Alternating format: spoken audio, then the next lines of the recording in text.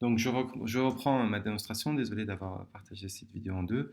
Donc si voilà, l'important ici c'est que ce oméga bêta là est un ensemble invariant. Donc si on commence dedans par le fait que v point est défini négatif sur ces trajectoires là, alors on peut dire v de x de t est plus petit que v de x0 parce que v est décroissante sur les trajectoires.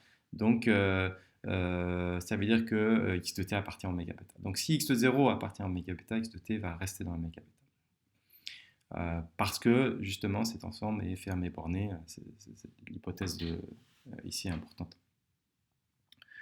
Donc si on avait ah oui, voilà, donc qu'est-ce que je veux faire? Donc je sais que si je suis dans cet ensemble, je vais rester dans cet ensemble. Donc en fait ce qui est intéressant c'est que comme v est continu et que v de 0 égale 0, ben, on peut être aussi proche de 0 qu'on veut. V peut être aussi proche de 0 qu'on veut parce que V est continu.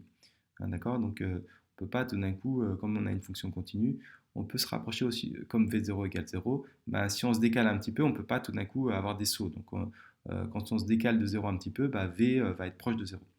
Donc, si on peut être aussi proche de 0 que l'on veut, bah, on peut dire qu'il existe un delta, tel que si x est plus petit que delta, donc si on est proche de 0, eh ben, V de x moins V de 0 qui est nul est plus petit que bêta, ce qu'on veut.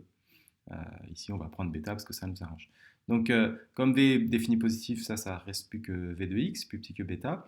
Donc, ça veut dire que si on démarre avec un x, avec le delta qu'on a choisi, si nombre de x plus petit que delta, x va rester dans oméga bêta, par continuité de v.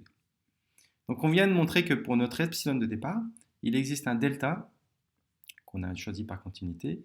Et donc, si on prend notre condition initiale plus petit que delta, donc ça veut dire que x0 est dans la boule B delta. Alors, ben, x0 appartient au oméga bêta, par continuité de V, à ce qu'on vient de faire. Si on est dans oméga bêta, comme l'ensemble est invariant, ça veut dire que x de t va rester dans oméga bêta, quel que soit t. C'est bon. Si x de t reste dans oméga bêta, ça veut dire que x de t est toujours plus petit que b epsilon, parce qu'on a vu qu'on pouvait pas, voilà, on était encadré, on était borné.